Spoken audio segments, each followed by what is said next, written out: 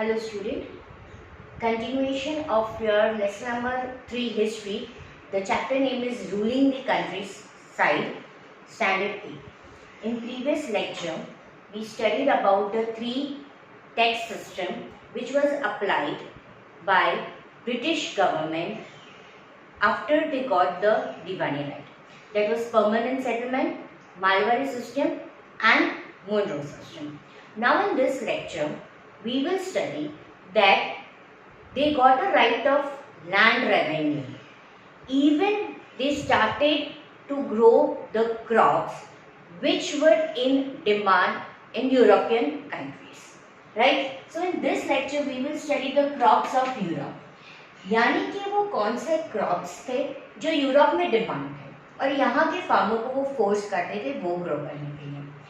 एक वैसा प्लांट था इंडिगो, जिसके बारे में हम डिटेल में पढ़ेंगे। अब ये इंडिगो कैसे कल्टीवेट होते थे, उसकी दो सिस्टम उन्होंने अप्लाई किया था, इंडिगो कल्टीवेशन। वो दोनों सिस्टम के बारे में पढ़ेंगे और वो दोनों ही सिस्टम में फार्मर्स को क्या प्रॉब्लम्स फेस करनी पड़ती। Reason for studying is this, that after this indigo cultivations, जो farmers थे वो काफ़ी पुअर हो गए थे।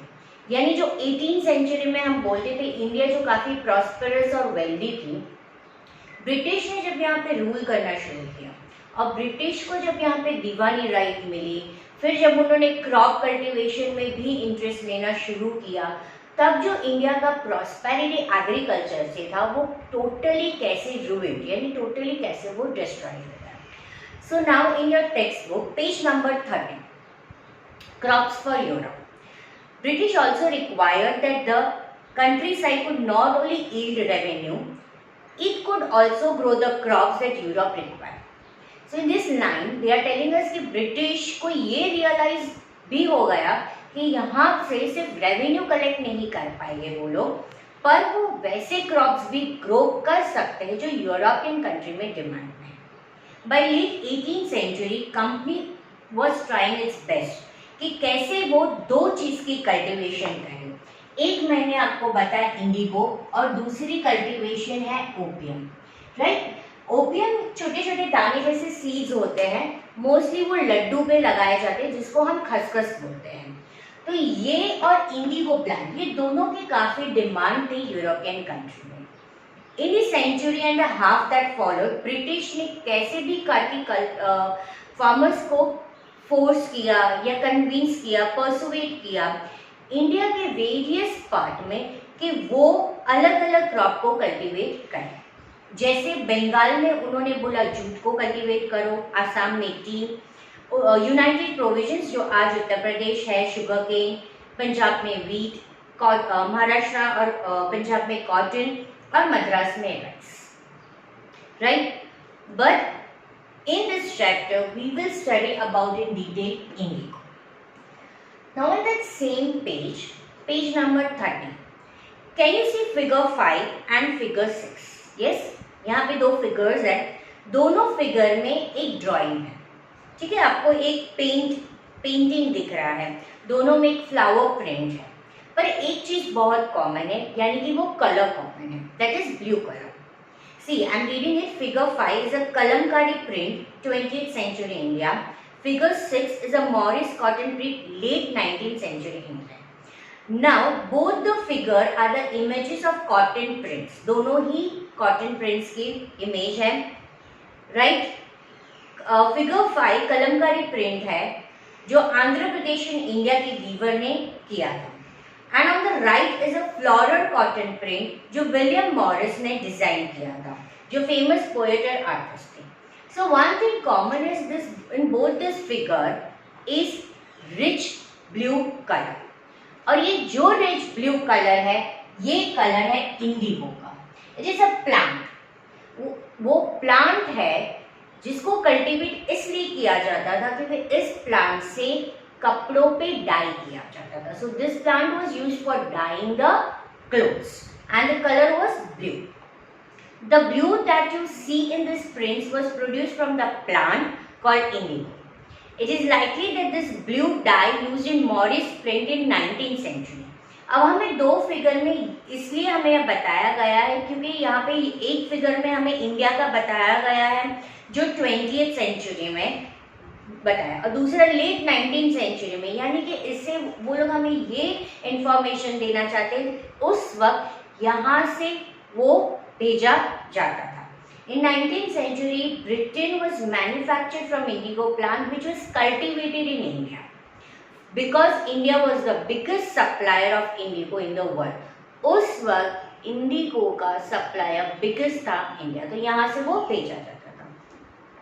अब इंडिगो ही प्लांट में इतना डिमांड हुआ है, ऐसा क्या हुआ कि इंडियन इंडिगो की डिमांड बढ़ गई। सी पेज नंबर 31।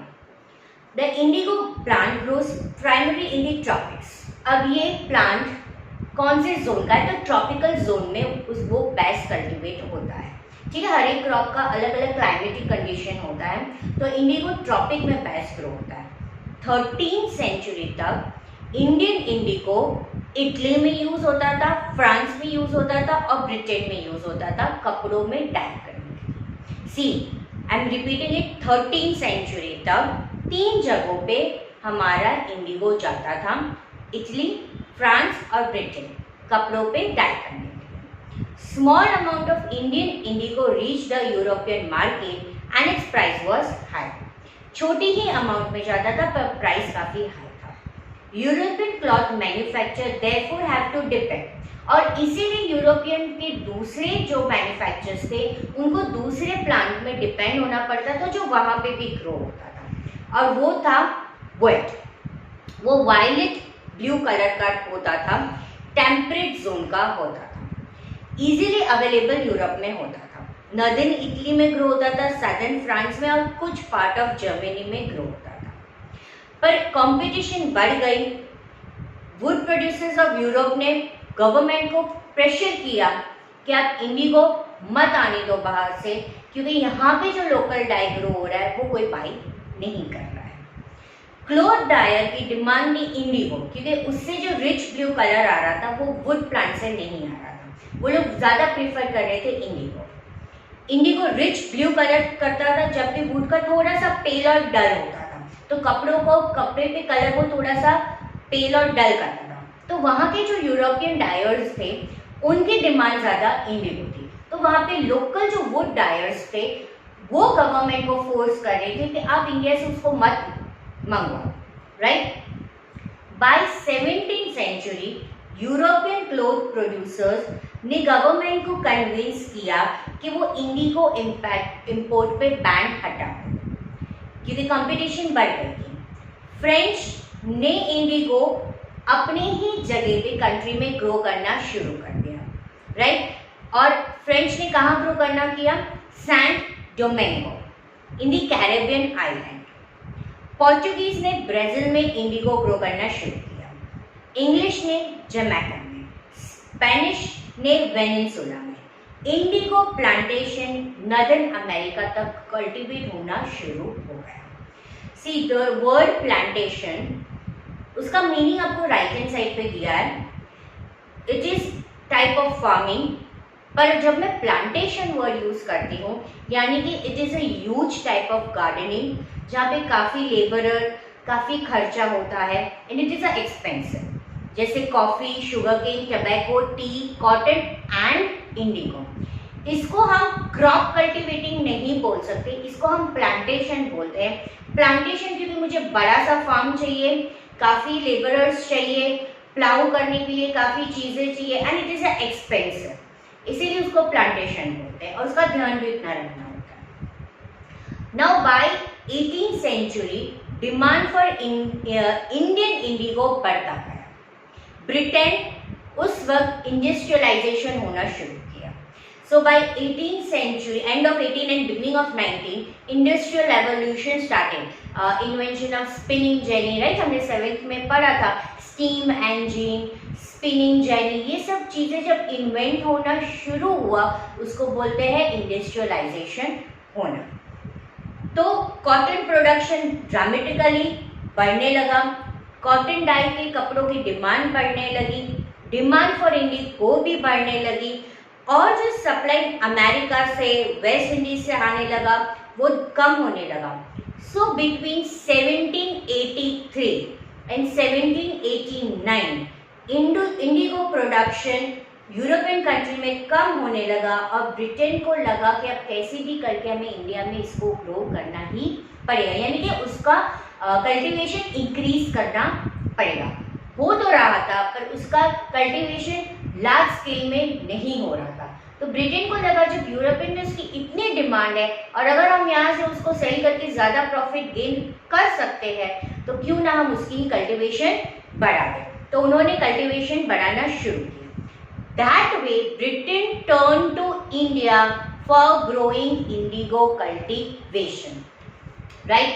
दीवानी राइट के बाद वो लैंड रेवेन्यू तो ले ही रहे थे हमारे पास से, अब उन्होंने स्टार्ट किया Indigo cultivation. Faced with the rising demand of indigo in Europe, company in India looked the ways कि वो कैसे यहाँ पे ज़्यादा लार्ज स्केल पे इंडिगो कल्टीवेशन को ग्रो कर सकते हैं। क्लियर कि ये पूरी स्टोरी आपको मैंने समझाई कि कैसे इंडियन इंडिगो की डिमांड बढ़ी। ठीक है कि यूरोपियन कंट्री में भी एक डाई तो बन ही रहा था जिसका नाम वुड था, पर उसकी सी पेल और डल कलर थी और वहाँ के जो कॉटन डायर्स थे उनको इंडिगो डाई की ज़्यादा डिमांड थी। तो इस तरह हमारे इंडियन इंडिगो की डिमांड बढ़ी। Now we will move to the page number 32 कि कैसे उन्होंने प्लान किया कि ये इंडिगो इंडिया में कौन कौन से एरिया में ग्रो करना चाहिए। So from the last decades of 18th century indigo cultivation Bengal में फुल फ्लेज में उन्होंने शुरू कर दिया रैपिडली। बंगाल इंडिगो डोमिनेट कर रहा था वर्ल्ड में। ठीक है, देखो हर बार मैं बंगाल की ही एग्जाम्पल्स दे रही हूँ, बंगाल की बात करें उस वक्त जब ब्रिटिश यहाँ पे रूल कर रहा था, Bengal was the biggest provision बोलते हैं यानी कि स्टेट था और काफ़ी प्रॉस्परस वेल्दी था। इन 1788 30% ऑफ इंडिगो इंपोर्ट होता था ब्रिटेन में इंडिया से, राइट। पर जब 1810 आया तो 95% यहाँ से हम बेचने लगे, यानी कि कल्टीवेशन ऑफ इंडिगो उन्होंने क्या कर दिया, इंक्रीज कर दिया और इंपोर्ट भी करना शुरू कर दिया। हैज द इंडिगो ट्रेड ग्रू, जब वहाँ ये इंडिगो होने लगा तो अब जो ब्रिटिश के ऑफिसर्स थे उन्होंने सोचा कि ये हमारे लिए एक नया सा अपॉर्चुनिटी है ज़्यादा प्रॉफिट अर्न करने के लिए। कमर्शियल एजेंट्स, ऑफिशियल्स, कंपनी के लोग इंडिगो प्रोडक्शन में बिजनेस में इन्वॉल्व होना शुरू किया। काफ़ी कंपनी ऑफिशियल्स ने कंपनी की जॉब छोड़ के इंडिगो प्रोडक्शन बिजनेस में ज्वाइन हो गए। क्यों? क्योंकि यहाँ पे हाई प्रॉफिट मिलता था, काफ़ी प्लांटर्स थे, उनको चीप रेट से इंडिगो खरीदते थे और यूरोपियन कंट्री में हाई रेट पे वो लोग सेल करते थे, राइट।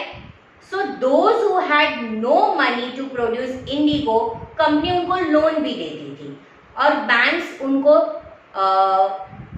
लोन्स और अपॉर्चुनिटीज उनको देती थी। कई फार्मर के पास पैसा नहीं है ये कल्टीवेट करने के लिए, तो कंपनी ने ऐसे अरेंज भी कर दिया था कि उनको लोन देके उनको इंडिगो कल्टीवेशन ग्रो करवा सके। ठीक है, यहाँ पे अब हाउ वाज इंडिगो कल्टीवेटेड, अब इंडिया में इंडिगो कल्टीवेशन कैसे होता था, ये इसलिए इम्पॉर्टेंट है पढ़ने के लिए क्योंकि यहाँ से इंडिगो कल्टीवेशन में कौन से फार्मर्स को क्या प्रॉब्लम अराइज हुई, कैसे इंडिगो ग्रो करने के लिए उन्होंने ब्रिटिशर पे फोर्स किया कि हमें इंडिगो नहीं ग्रो करना है, कि उससे फार्मर्स को क्या प्रॉब्लम्स क्रिएट होने लगी थी। ठीक है, तो हमने देखा कि सबसे पहले उन्होंने बंगाल में शुरू किया। पहले 1788 में सिर्फ 30% जा रहा था, फिर बाय 1810 में वो बढ़ के 95% हो गया। काफ़ी ब्रिटिश ऑफिशियल्स ने उनका काम छोड़ के इंडिगो प्रोडक्शन के बिजनेस में इन्वॉल्व हो गए। अब इंडिगो जो था वो दो सिस्टम से होता था, नीच सिस्टम और राइटी सिस्टम। दो सिस्टम से ये इंडिगो कल्टीवेशन होता था। नीच सिस्टम में प्लांटर इंडिगो प्रोड्यूस करता था उसकी लैंड में और वो डायरेक्ट कंट्रोल करता था, या तो वो लैंड खुद की होती थी या वो कहीं से लैंड को रेंट से खरीदता था दूसरे जमींदार के पास से, और इंडिगो वहां पे प्रोड्यूस करता था, right. So this was the नीच cultivation. Under the system of niche cultivation, planter produced indigo in the lands that he had direct control. उसकी खुद की जो लैंड होती थी, उसके पास जो डायरेक्ट कंट्रोल होता था, उसी लैंड पे वो कल्टिवेट करता था। अगर उसके पास लैंड नहीं है प्लांटर के पास, तो वो रेंट पे भी लैंड लेके उस पे एम्प्लॉय को हायर करके, यानी लेबरर को लेकर उसमें उनसे काम करवा के वो इंडिगो प्रोड्यूस करता था। हायर द लेबरर, और वैसे वो प्लांटेशन का काम करता था। पर काफी यहाँ पे प्रॉब्लम्स ऑफ नीच कल्टीवेशन क्रिएट होने लगे। So there was a problems of नीच कल्टीवेशन। नीच कल्टीवेशन में काफी प्रॉब्लम्स आने लगे। Planters found it difficult to expand the area under नीच कल्टीवेशन, राइट। अब प्लांटर को क्या होने लगा, इंडिगो ग्रो करने के लिए लार्ज स्केल का एरिया चाहिए। तो सबसे पहले उनके पास उतनी बड़ी लैंड नहीं थी। इंडिगो दूसरा फर्टाइल लैंड में ही ग्रो हो सकती थी, राइट। तो ऑलरेडी डेंसली पॉपुलेशन के वजह से उनके पास फर्टाइल लैंड थी नहीं, छोटे छोटे पैचेस थे लैंडस्केप पे, और वो भी स्कैटर्ड थे, यानी एक यहाँ पे है थोड़ा छोड़ के दूसरा कहीं और है।